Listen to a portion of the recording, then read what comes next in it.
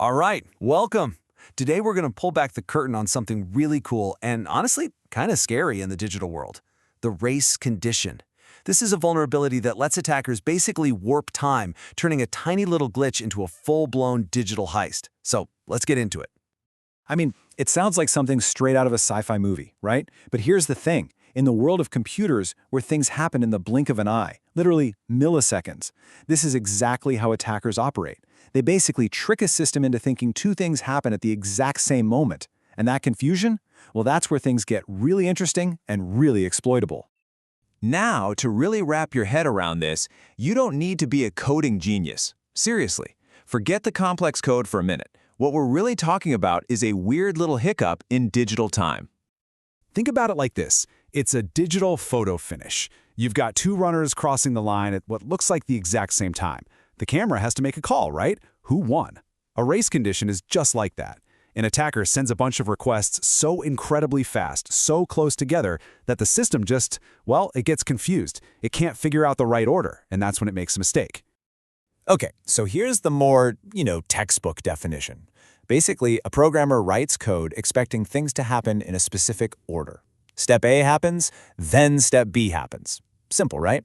But with a race condition, an attacker just throws a wrench in the works. They force two step A's to happen so fast that the system gets totally flustered before it even has a chance to think about step B. And that is the bug. All right, let's make this real.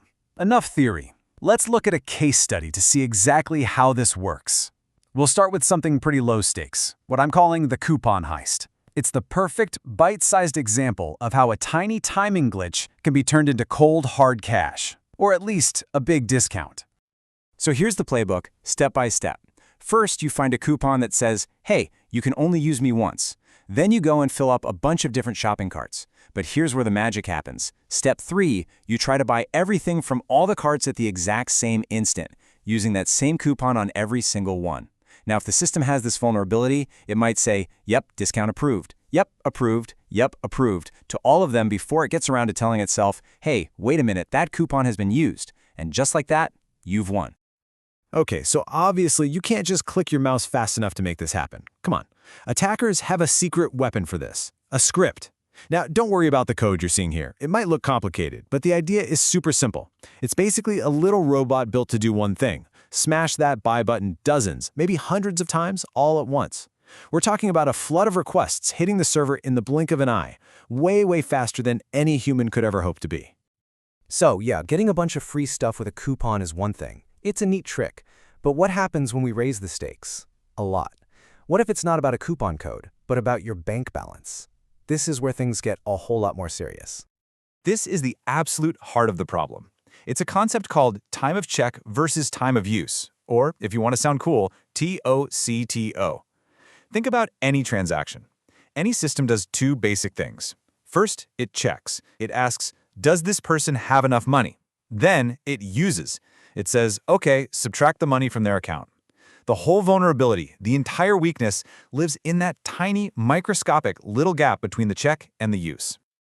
So how does an attacker actually weaponize that tiny little gap? Well, that brings us to our next heist, the balance bypass. And this one has some really serious financial consequences. Okay, let's break this down. Imagine you've got exactly $10 in your account. That's it. Using a script, you try to make two $10 purchases at the exact same moment. The system sees the first request and it checks your balance. It says, yep, he's got $10, approved. But, and this is the crucial part, before it actually subtracts the money, it sees your second request. So it runs the check again. Yep, he's still got $10, approved. It gives the green light to both. By the time it tries to actually deduct the money, it's too late. You just spent $20 with only 10 in your account.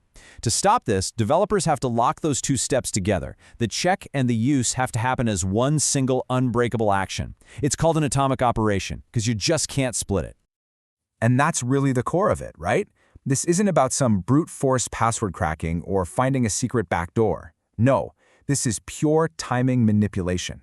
By squeezing into that tiny gap, an attacker can completely bypass all the rules, all the logic that was put there to keep the system safe in the first place. So, that brings us to our final section here. We've seen how these attacks work, but now let's talk about the why. Why does this matter so much?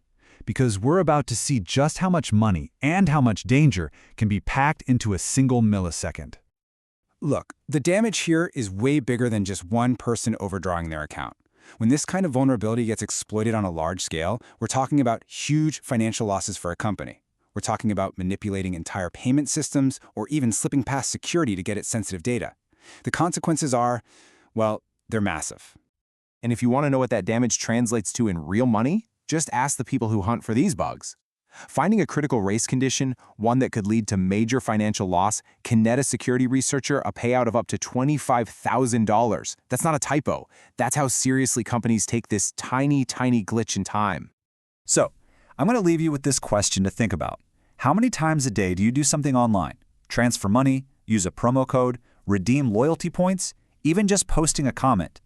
Every single one of those actions depends on a sequence of events happening in exactly the right order, in a moment that is supposed to be perfectly secure. But, as we've just seen, sometimes it's not.